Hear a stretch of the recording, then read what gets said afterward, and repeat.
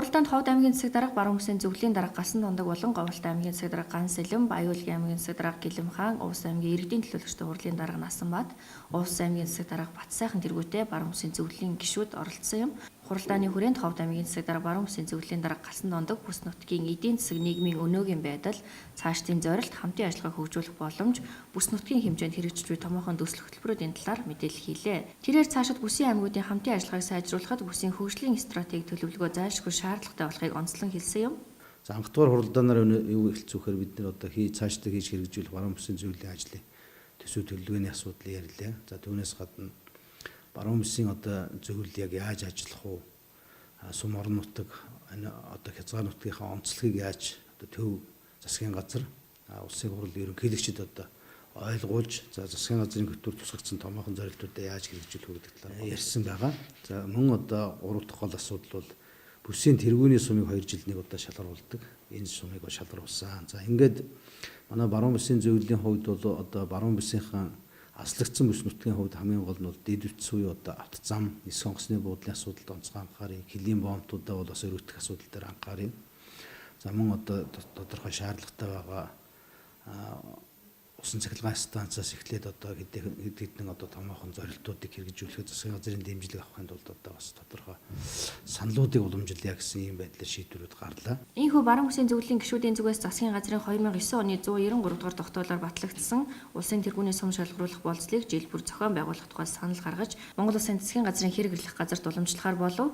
Мөн жил бүр Баруун бүсийн шилдэг сум шалгаруулж батламж мөнгөн шагналаар урамшуулах санал гаргалаа. Баруун бүсийн зөвлөлийн ажлын төлөвлөгөөний төслийг энэ оны 5 сарын 1-ний өдрөөс өмнө боловсруулж бүсийн зөвлөлийн гишүүдийн саналыг тусгахаар шийдвэрлэлээ. Энэ жил чинь 5 сум бол манай аймаг болгоноос нэг нийтдээ 5 сум бол өрсөлдсөн. За энэ 5 сум бол нэг сум бол одоо бид онооны байдлаар байр эзлүүлээд за мөн одоо өцгтөр болсон зөвлөлийн гишүүдийн дунд санал хураалтыг явуулаад Увс аймгийн одоо Бөхмөрөн сум бол энэ жил усын тэргүүний сумаар шалгарч байгаа. За Бөхмөрөн сумын хувьд бол бас олон жил одоо энэ улсын тэргүүний суманд одоо нэр дэвшиж байгаа. 3 дахь удаага нэр дэвшсэн. 14 онд, 16 онд одоо 2 дахь нэр дэвшээд одоо Ховд аймгийн энэ 2 сумд одоо ялагдаж байсан ийм сум. Тэгээд энэ жил одоо 3 дахь удаага нэр дэвшээд тэгээд улсын тэргүүний сумд бүсээсээ одоо шалгарч одоо засгийн газар өргөн баригдаж байна. За манай Бөхмөрөн сумын хувьд бол бас ажил нь бол жигдэрсэн байдаг. Сайхан одоо зөв одоо хөгжиж байгаа ийм сум. Манай Увс аймгийн хамгийн баруун хойд хязгаарт нь оршдог. За Баян-Улгийн аймаг, Оросын холбооны улсын Туваа улсын за мөнгөн тайгаа орионтой одоо хилэлдэг ийм сум байгаамаа.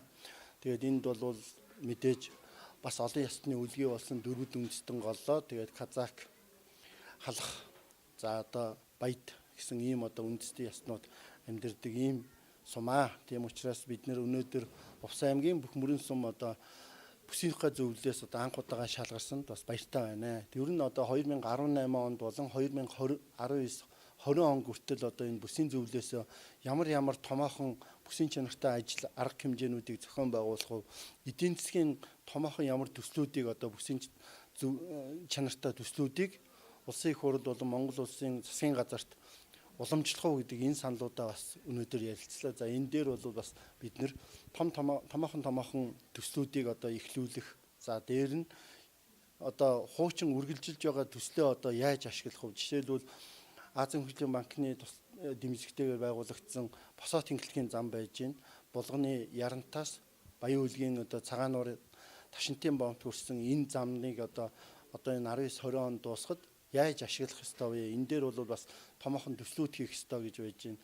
За Улаанбаатар улсын нийслэлтэй одоо аймаг орон нутгуудаа холбох ажил дээр нь одоо ямархуу бас одоо бодлогоо барих ёстой юм. Ямар саналыг одоо улсын их хурлд уламжлах юм. За дээр нь аймаг хоорондын жишээлбэл Увс аймаг, Ховд аймаг хоорондын хар замын асуудал одоо авто замын асуудлыг одоо бас яаж шийдэх вэ? Ямар гарц байж гин гэсэн энэ талаас нь бас одоо туслах чанартай олон асуудлуудыг бас ярилцаад нэгдсэн бас ойлголтод хүрлээ гэж одоо ойлгож байна. За мөн баруун бүсийн одоо зөвлөлийн хувьд бол аялал жуулчлалын чиглэлээр замун одоо аймагуудын хэмжээнд зохион байгуулдаг томоохон арга хэмжээнүүдээ хамтран зохион байгуулах энд одоо бүгдээр оролцож байгаа энэ чиглэлээр бол одоо засагтайгаа нар бас тодорхой саналын одоо өвлөнд хүрсэн.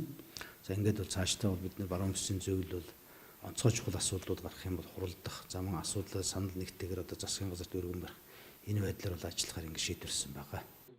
Түүнчлэн улсын тэргүүний сум шалгаруулах болцлын дагуу энэ онд Ховд аймгийн Булган, Увс аймгийн Бүхмөрөн, Завхай аймгийн Досон Цэнгэл, Говьалтай аймгийн Төвөрөг, Баяуулгын аймгийн Толб зэрэг сумууд нэр дэвшиж холбогдох материалаа баруун бүсийн зөвлөлд хүргүүлсэн байна. Тухайн сумдын ажлыг газар дээр нь шалгах дүгнэх зорилгоор Ховд аймгийн Цэцэдрагт хамгийн газрын дарга баруун бүсийн зөвлөлийн нарийн бишгийн дарга ган бол дарахлуулсан ажлын хэсэг 3 сарын 27-оос 4 сарын 4-ний өдөр хүртэлх хугацаанд 5 суманд ажиллалаа. Уг ажлын үнэлгээний нэгдсэн дүнг баруун бүсийн зөвлөлийн анх дугаар хуралдаанд инхүү танилцуулсан юм. Үнэлгээний нийт дүнгээр Увс аймгийн Бүхмөрөн сум 393.2, Ховд аймгийн Булган сум 392.2, Завхай аймгийн Досон Цэнгэл сум 385.7, Говьалтай аймгийн Төвөрөг сум 351.85, Баяуулгын аймгийн Толб сум 329.52 оноо авч тус байр эзэлсэн байна. Ийхүү баруун бүсийн зөвлөлөөс улсын тэргүүний сум шалгаруулах болцлын дагуу Увс аймгийн Бүхмөрөн сумын нэрийг засгийн газрын хэрэглэх газарт уламжлахаар боллоо. Ингэснээр засгийн газрын хэрэглэх газрын холбогдох ажлын хэсэг Увс аймгийн Бүхмөрөн сумын ажилтай танилцаж эцсийн байдлаар шалгаруултыг явуулж дүгнэх юм а.